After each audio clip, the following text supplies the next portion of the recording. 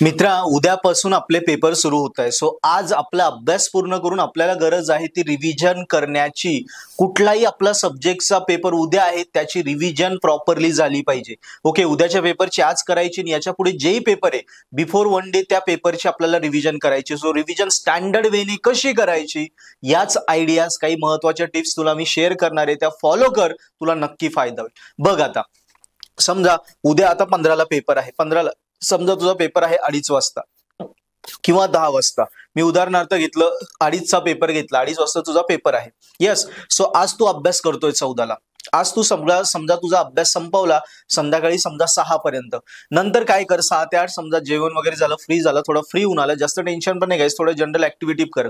नंतर 8ला जेवण झालं, 8:30 पर्यंत 9 पर्यंत, नंतर 9 ते साधारणतः 10, 10:30, 11 पर्यंत, 9 ते 11 पर्यंत किंवा 11:30 पर्यंत 2.5 तास टाइम लाव. 2.5 तास टाइम लावून एकदा तू पूर्ण तुझा एंड सेमचा प्रिव्हियस इयरचा जो पेपर आहे तो एकदा सॉल्व्ह करून बघ. ज्याने काय होईल, अभ्यास केल्यानंतर तू स्वतःला चेक केलं. आता चेक केल्यानंतर मग थर्ड स्टेज येते ती आपली रिव्हिजनची. मग एकदा चेक तू केलं आहे स्वतःला, मग आता पेपर चेक केला, तुला कळतं तुला किती मार्क पडते काय नाही. 11:30ला झोपून घे आणि पहाटे, आता 15ला पहाटे उठ समजा 4, 4:30ला. 4:30ला उठला, 4:30 पर्यंत रेडी झाला. 4:30 ते 6:30, 7:30 या 3 तासामध्ये तुला आता रिव्हिजन करायची. सो रिव्हिजन ही पहिली गोष्ट सांगतो, रिव्हिजन मध्ये सगळ्यात महत्वाचं पहिलं रिव्हिजन ही पहाटे कर. पहाटे काय असतं, आपलं डोकं शांत असतं, आपल्या मेमरीतून रात्री झोपल्यामुळे सगळं डिलीट झालेलं असतं आणि जेव्हा आपण उठतो तेव्हा आपलं डोकं फ्रेश असतं, जुनं पुराणं डोक्यात काहीच नसतं. त्यामुळे आपली मेमरी, जो मेंदू असतो, जास्त गोष्टी फटाफट ऍक्सेप्ट करतो. एकदा वाचलं तरी ते डोक्यात राहून जातं आणि पहाटे एकदा वाचणं म्हणजे दिवसात 2 ते 3 वेळा वाचण्यासारखं असतं. त्यामुळे रिव्हिजनसाठी टाइम ठेव. पहाटे 4:30 पासून 4ला उठला, अर्धा तासात फ्रेश हो. 4:30 ते 7:30 हा रिव्हिजनचा टाइम ठेव. 3 तासामध्ये आपल्याला 4 युनिटची रिव्हिजन करायची, असं लक्षात ठेव.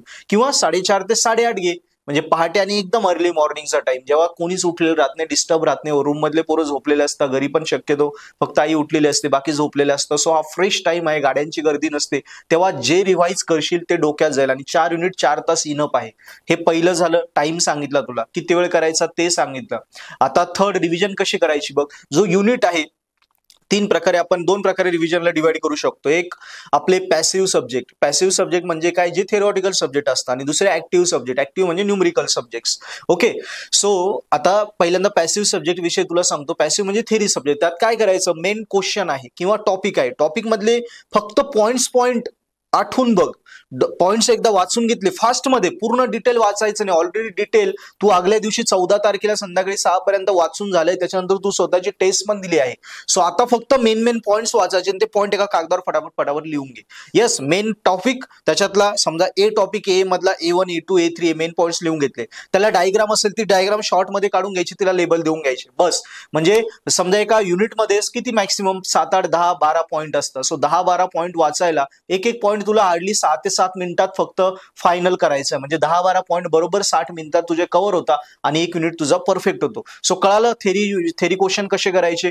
मेन क्वेश्चन, त्याच्यातला मेन पॉइंट्स, सब पॉइंट्स फक्त तेवढंच लक्षात ठेवायचं. डायग्राम असेल तेवढीच फक्त बघून घ्यायची आणि पुढची स्टेप येते डोळे झाकून ते आठवून बघायचं. हा, या क्वेश्चन मध्ये हा point A1, A2, A3, A4 हा पॉइंट आहे, ही डायग्राम अशी, हे आठवून बघायचं. आठवलं की बस लगेच नेक्स्ट टॉपिकला जायचं. नाही आठवलं तर पुन्हा डोळे उघडायचे, बघायचं कुठले 3च पॉइंट मला आठवले, 5 पॉइंट, 2 कुठले राहिले, पुन्हा ते 2 वाचून घे, ते 3 पण वाचून घे. 5 वाचले, पुन्हा डबल ते डोळे झाक, 5 पॉइंट आठवून बघ. आता 5 मधले समजा तुला 4च आठवले, पुन्हा 1 आठवलं नाही, पुढे जायचं नाही. कारण हेच अर्ध सोडून पुढे जाऊन काय करतो, पुन्हा डोळे उघड, पहिले 4 वाच, तो न आठवलेला 5वा आठव, पुन्हा डोळे बंद कर, 5ही आठवून बघ. आठवले आता, यस, मग आता नेक्स्ट टॉपिकला जा. या पद्धतीने आपल्याला रिव्हिजन करायचे. सो मेन पॉइंट्स लक्षात ठेवायचे, डायग्राम लक्षात ठेवायचे. त्याच्यानंतर काही महत्वाचे शब्द असतात, त्या एका शब्दावरनं आपण पूर्ण आन्सर डिस्क्रिप्टिव्ह लिहू शकतो, करेक्ट. तर ते मेन शब्द लक्षात ठेवायचे झाले न्यूमरिकल सब्जेक्ट. आता हे झाले आपले थेरी सब्जेक्ट. आता आपले राहिले ऍक्टिव्ह सब्जेक्ट म्हणजे न्यूमरिकल सब्जेक्टला काय, एकच क्वेश्चन वाचला, त्याच्या स्टेप्स आठवून बघायचे, डोळे झाकायचे, स्टेप्स आठवून बघायच्या. एकदा स्टेप्स 4 स्टेप आहे, 5 स्टेप आहे, 6 स्टेप आहे, टेबल असेल टेबल मध्ये काय काय कॉलम आहे हे आठवून बघायचं. एकदा पहिल्यांदा बघून वाचलं, बघून वाचलं झालं, डोळे झाकायचे, आठवून बघायचं, आठवलं तर पुढे जायचं, नाही आठवलं जोवर ते पूर्ण आठवत नाही त्या स्टेप्स, ते टेबल वगैरे फॉर्म्युले वगैरे जे असतील तोवर पुढचा टॉपिक घ्यायचा नाही.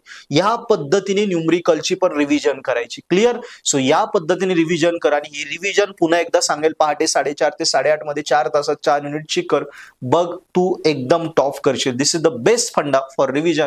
हा अप्लाय कर आणि टेन्शन घेऊ नको. आणि जेव्हा कॉलेजला जातो, समजा आता 8:30 वाजले, पेपर आहे समजा 2 वाजता, मग 9:30-10 पर्यंत थोडा आराम कर, नाश्ता पाणी कर, फ्रेश हो, जास्त टेन्शन घेऊ नको. पुन्हा मग समजा 10 ते 12 पर्यंत पुन्हा एक शॉर्ट रिव्हिजन करून घेतली. आता 4 तासात आधी रिव्हिजन झाली होती तुझी, एकदम परफेक्ट रिव्हिजन झाली होती. आता तीच 4 तासाची रिव्हिजन 10 ते 12 मध्ये 2च तासात करायची. कारण आता थर्ड रिव्हिजन आली ना, पहिल्यांदा वाचलं होतं आगल्या दिवशी 6 वाजेपर्यंत, नंतर पेपर दिला त्यामुळे ते अजून रिकॉल झालं, दुसऱ्यांदा वाचलं, एकदा पेपर दिल्यामुळे दुसऱ्यांदा रिकॉल झालं. पहाटे 4:30 ते 8:30 तिसरी रिव्हिजन झाली. आता 10 ते 12 मध्ये चौथी रिव्हिजनला आल्यामुळे ते अजून टाइम कमी झाला. बस 12 वाजता जेवण कर, 12 ते 1 जेवण केला, थोडं हवं तर 10-15 मिनिटाचा नॅप घे, थोडं पडून घे. 1 वाजता उठला, कॉलेजला जा आणि कॉलेजला गेल्यावर वाचत बसू नको. पुन्हा कॉलेजला गेला एकदम शांत राहा, शांत राहा. काहीच विचार डोक्यात ठेवू नको. यस, काय आठवतं काय नाही, मित्र असतात ते वाचत बसतात, पेपरच्या पार 1 मिनिट आधी वाचत राहतं वगैरे, काहीच नाही. तू एकदम शांत राहा, कूल राहा, हसत राहा, गप्पा मार बस. आणि 2 वाजता पेपर सुरुवात कर आणि पेपर लिहिताना पहिल्यांदा जो सगळ्यात सोपा क्वेश्चन तुला तो पेपर वाचून घे. जे प्रश्न येतात ते टिक कर. मी मागच्या एका व्हिडिओत सांगितलं होतं पेपर कसा लिहायचा, त्यात सांगितलं जो सोपा प्रश्न आधी जमतो तिथून सुरुवात कर. पहिले 3 प्रश्न बेस लिही. पहिल्या 3 मध्ये पेपर चेकरला जर बेस्ट प्रश्न भेटले तर त्याचं तुझ्याकडे बघण्याचा दृष्टिकोन असा होतो की तू खूप हुशार मुलगा आहे आणि हुशार मुलगा असल्यामुळे तो मोकळ्या हाताने पेपर चेक करायला लागतो. त्यामुळे कुठलाही क्वेश्चन पहिला लिही, पण तो जो सगळ्यात तुला बेस जमतो असे 3 प्रश्न लिही. आन्सरला बॉक्स कर, अक्षर चांगलं काढ, थोडं प्रेझेंटेशन चांगलं ठेव पहिल्या 3 क्वेश्चनचं, कारण त्यावर तुझं इम्प्रेशन त्या एक्झामिनरवर ठरणार आहे. आणि एकदा एक्झामिनरला वाटलं तू हुशार आहे, तो मोकळ्या हाताने पेपर देईल. सो या पद्धतीने मी तुला आयडिया क्लिअर केल्या. पहिल्यांदा अभ्यास करून झाल्यावर रिव्हिजन कशी करायची, फर्स्ट रिव्हिजन, सेकंड रिव्हिजन सगळं देऊन दिलं आणि पेपर कसं स्टार्ट करायचं पूर्ण आयडिया क्लिअर केल्या. या फॉलो कर, नक्की स्कोर करशील आणि मित्रांना ही आयडिया शेअर कर. तसंच मी पुन्हा सांगेल, पर्पल हॅट ऍप्लिकेशनची लिंक मी डिस्क्रिप्शन मध्ये दिली आहे. पर्पल हॅट ऍप्लिकेशन बेस्ट आहे. आतापर्यंत हजारो मुलं ते वापरतात. आपल्या युनिव्हर्सिटीत आम्हाला कितीतरी कॉल येत आहे, कमेंट येत आहे, मुलांना त्याचा फायदा होतोय. तर तुझे अजून पुढचेही पेपर असणार आहे, हाही पेपर आहे. सो खरंच तुला वाटतंय तुझे विषय स्कोर करायचे तर नक्की पर्पल हॅट ऍप्लिकेशन डाउनलोड कर. त्यावर व्हिडिओ लेक्चर आहे, व्हिडिओ लेक्चर सोबत अभ्यास कर, जेणेकरून तुझा अभ्यास झाला असेल तरी आमच्या ऍप्लिकेशन मधल्या टीचर्स कडून शिकल्याने ते अजून डबल शिकल्याने परफेक्ट होईल आणि तुझे विषय स्कोर होतील. मित्रांनो सुद्धा नक्की ऍप्लिकेशन सजेस्ट कर. थँक्यू.